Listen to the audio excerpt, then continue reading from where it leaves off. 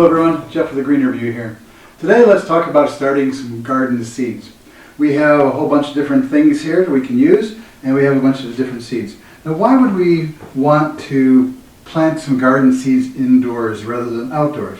Well, you're right, some seeds like corn and watermelon, we are going to plant those seeds outside when it's the proper time. But a lot of seeds like the peppers, tomatoes, beans, eggplant, we've got a whole bunch of them here that we can start indoors several weeks early so they can go into the garden and be ready.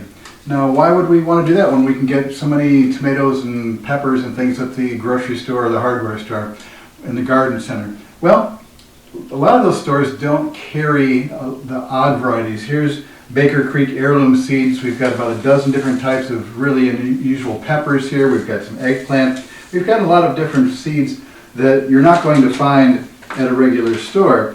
So you have to get them online or from a catalog. This is the Metke white serpent melon.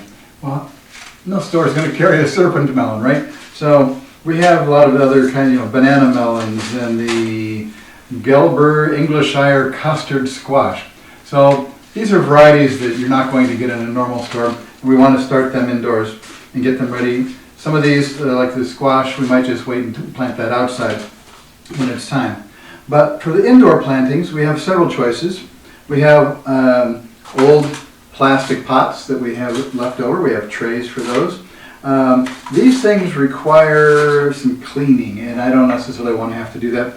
It'd be nice if they were sterile. The peat pots are sterile, and so these are a little safer choice for root problems, especially when you're starting seeds.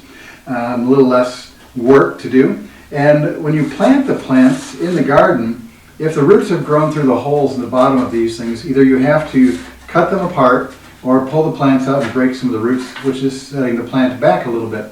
Whereas with the different sizes of peat pots, you just plant them in the ground and the roots continue growing out if they've already started. You might take off the top rim if it's too high in the soil so that it doesn't act as a wick and pull moisture out of the ground. So we might take off the top, but we're not going to take the whole plant out of the roots, out of the pot, so we don't damage the roots. Now for soil, there's several choices here. On the floor over here we have a large bag of potting mix, which we can use for these. There's a lot of varieties of soil that can be used, sterile mixtures that are soilless. Peat pellets are another way to do it. These, when you add water to them, they expand rapidly. The Burpee tray here has the rapid growth version as well. You pour water on these and they immediately expand right up. The Jiffy ones here will take several hours to expand, going from the small size to the full size. And they have a little mesh that kind of holds them in place, which is nice.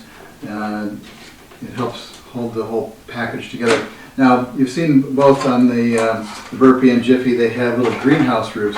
When seeds are starting to grow, they like a humid environment. A lot of them do anyway. And so they need some moisture, they need some sunlight, and they need some humidity. So we have a greenhouse roof on both of these packages. So we have the sterile soil, we have the humidity trapping greenhouse roof, and so a little one like this can easily sit on a windowsill. This one might have to sit on a table next to a windowsill. Seeds also a lot of times need some heat, and this system that's in this box from Jiffy comes with a heating pad.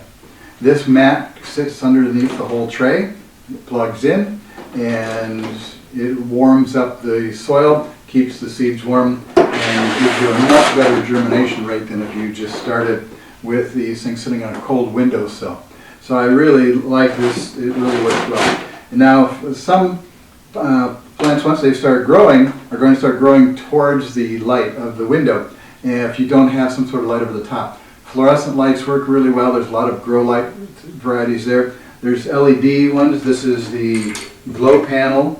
It comes with the strings here to hang it, and it has a very interesting color.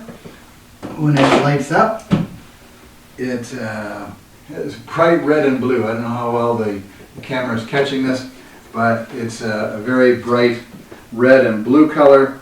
And these are colors that are good for the growth of seedlings. And I've tried this, comparing it directly with fluorescent lighting, and this works very well. These are much more expensive than the fluorescent lighting because they're not very common. It's LEDs, so they're going to use very little electricity, produce very little heat.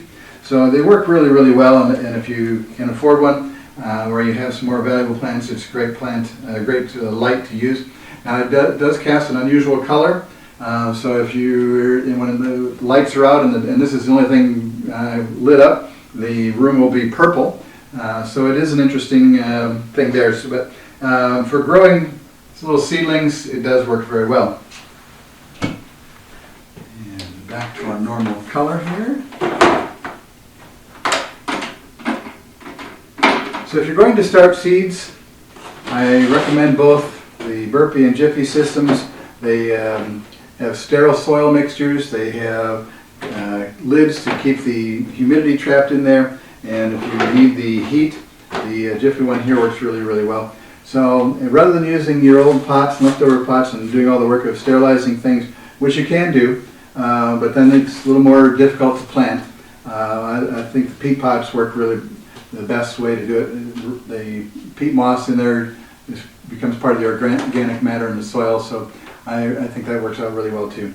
Nothing left over, no plastic pots in the ground or anything that you have to clean up or recycle. So these, if you're not going to wash them, you should take them to a recycling place. And that's it, I think. We've covered a lot of different parts. If you have any questions, send me an email and one of the social media sites there that are on the page. And I appreciate you watching, and I hope your garden grows really well this year.